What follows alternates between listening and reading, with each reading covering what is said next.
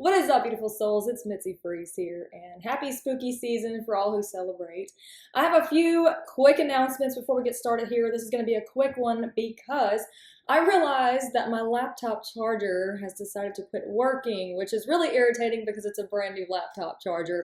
Today, guys, I just want to briefly share with you three recent events that's happened with me lately. And I find it all kind of correlates into my spiritual journey. So I'm going to go ahead and share this with you.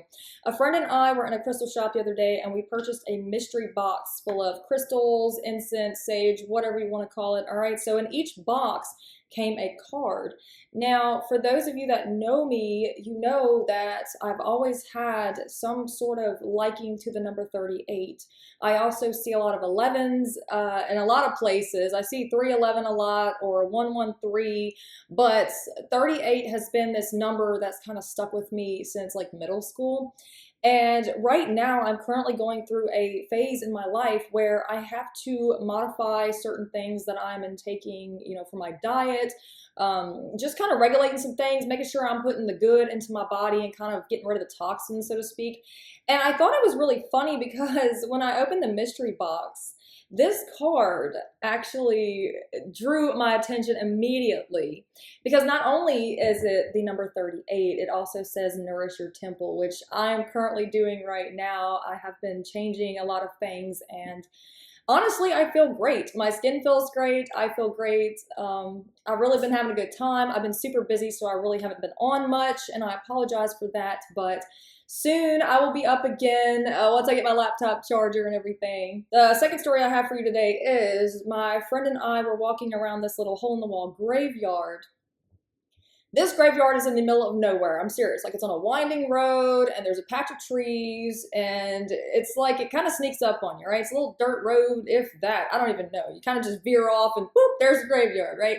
It's a little hole-in-the-wall graveyard, and my friend and I like to stop there a lot on the way to a location we like to go out in the country. So this little graveyard we stopped at, and I was there last spring with the same friend.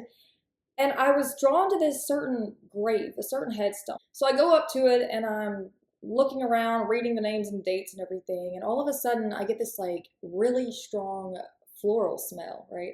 And it's springtime. So of course my friend and I are sitting there going, well, it's probably, just flowers blooming in the area. But we searched and searched and searched. There were no flowers, okay? It was early spring. Things were just coming out. It wasn't quite out enough yet to be smelling especially that strong. I mean, it was really strong. We kind of just, thought it was funny, and we went about our day. The same friend and I visited this same graveyard about 2 days ago. And I walked up to that same headstone because I'm still drawn to it. And I noticed it was covered in dirt. So I got a little stick, I kind of crouched down, got a little stick, started etching in the little, the words, the dates, the name, and I'm dusting it off. And I noticed this writing at the bottom of the headstone. I'm like, oh, like I've never read that before. What is it, right? So I bend down, I get a stick, and I'm carving through, and I'm reading it, letter by letter, and it's like H-E, and then D-I, and I'm like, wait, what? So finally, when I get to the end of it, it actually said he lived and died trusting in God. And I thought that was like really wild because I've never noticed that before. And right whenever I finished etching it out and dusting it off to where I can read it, I stood up and I was like, wow, like I never noticed that. All of a sudden, I was hit with that same smell, the same floral smell, exact same smell. The smell was only by that headstone. And as my friend and I are trying to figure out where the smell's coming from and what's going on, it's like it started raining, but it was only on us. Like it was the trees, like something was going on where it felt like it was raining. We're feeling little drops on us, and it's not raining. The sky is clear. Like there's no rain. I don't know what's going on. Like it was so weird, y'all. Where I'm at right now, it's fall, okay? So a lot of stuff is dying or has died off already. It was a bunch of bare trees around us. There really wasn't much green. It was a lot of trees that were already losing its leaves. There were definitely no flowers in the area. I mean, believe me, we walked this graveyard, we would smell fresh flowers, but there were none. To some, this experience might just be, oh, well, you know, it is what it is. It's some kind of random thing, whatever. But to me, the experience was beyond beautiful because I always see the deeper meaning in things. And so yesterday, my significant other and I decided to go on a bike ride because the weather here has been beyond beautiful. And they pointed out this. This was near the bike. And I'm like, all right, y'all, white feather, really? Like, there's no birds right there. And the few birds that we do get in the front yard, they're mostly out back. We have squirrels, we have bunny rabbits, we have birds, lots of geese and ducks as well because there's a pond, and and kind of in our backyard. It's not really our backyard, but it's the backyard. I don't know. It's hard to explain.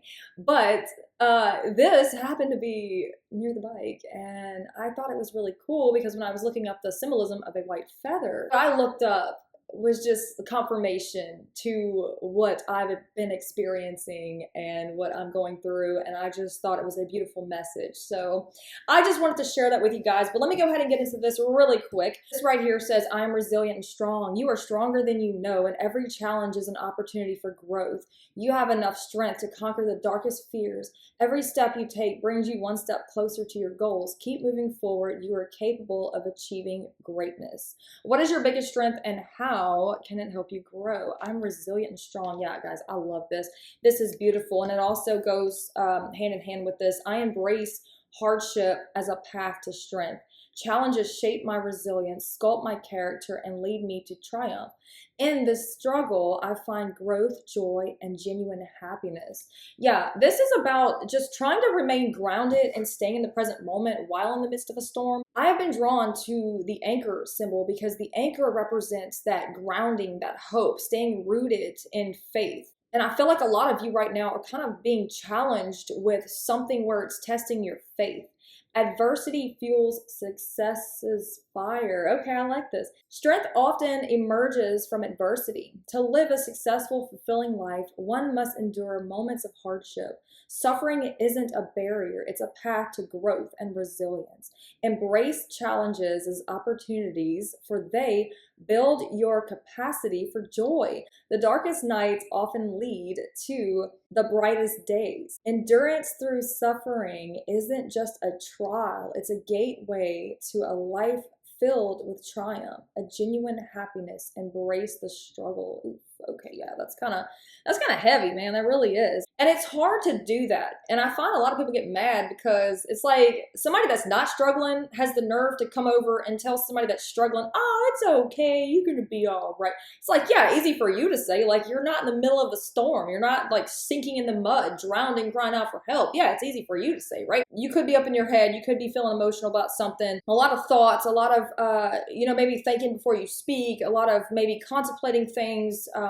There's a lot of just emotions when it comes to a certain situation that you could be dealing with right now. And this says, water my dreams. All I desire is on its way to me. Like a seed, my dreams too must be watered. My belief and determination is what makes them grow.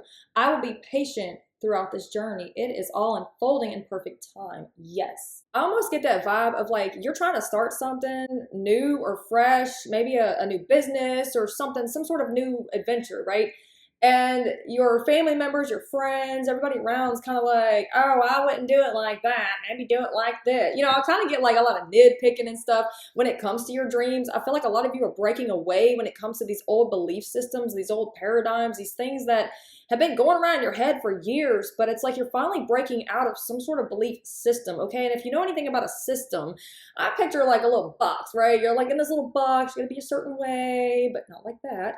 And it's like people are telling you how to do things, what to do, what to wear, oh, the latest fashions, and a lot of people get caught up in that. Not me, because obviously I don't care. Have you seen me lately? Yeah, okay, cool. I kind of just want to tell you, don't be afraid to create your own path. You don't have to follow everybody else's path. They've already gone down those, right? So it's almost like you need to do something new, something different, something fresh, something thinking outside the box, so to speak.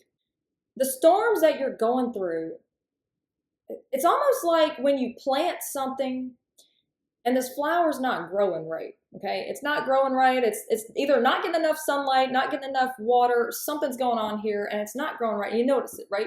what do we often do if we want to save the flower? We rip it up out of that soil, okay, take it up. Very uncomfortable. All its roots are showing, the dirt's falling off everywhere. It just gets kind of dirty, right? We put it into maybe a bigger pot or a different location, something of that nature. And yes, at first, it's a little bit of a shock. But plants adapt, and so do we. I'm not going to sit up here today and tell you, oh, just get over it. It's not that bad. I'm not going to tell you that. I'm not going to tickle your ears and sugarcoat everything. I'm not like that. What I will say is a lot of the darkest times, I mean, yeah, they say, oh, yeah, the hard times made me stronger. Yeah, it might have made me stronger in the end. But throughout that process, yeah, it gave me PTSD. It gave me a lot of issues, trust issues, things that I didn't ask for, things that I didn't deserve. We are not responsible for what other people do to us. But our responsibility is to pick up and keep it moving. I'm not telling you your storm's not hard. I know your storm's hard. And I know what a lot of you are facing right now is beyond belief. And I honestly don't have the words to sit here and tell you it's going to be okay. What I will tell you is you are strong and you're beautiful and you're an amazing individual. And you've always made it through all of your storms. If not, you wouldn't be here watching this video. You are resilient. You have learned a lot through these hardships. You have made it through. You've overcome. You are an overcomer. You made it out of that last storm and you're gonna make it out of this one too. This is a reminder that you are the vibrant, delicious, and beloved heartbeat of the world. Your unprecedented beauty and exuberant soul twinkles so bright that it lights up all 79 of Jupiter's moons. Your smile is supercalifragilisticexpialidocious, that all the planets turn into puddles of bright red blush every time you flash your icy whites. The trumpet sound, the confetti explodes, the cosmos of love blows a kiss. Not only are you in love, but you are of love too. You always will be, to infinity and beyond. The universe is wet for you. I freaking love this, y'all. I could not help but smile like the entire time I was reading that. I mean, it's like, ah. Anyways, guys, I love you all, and I am wishing and praying for nothing but an amazing week for each and every single one of you. I will get back on here as soon as I can get a laptop charger and get this thing back charged up. I will be back in no time, guys. No worries. I am super busy, and I will try to get on as soon as possible. It's just I have got a lot going on. October, November, December. Very busy months for me. I mean, it's all this stuff going on. It's crazy. But hey, look, whatever you guys are getting into, be safe, have fun, and I will catch you on the next one.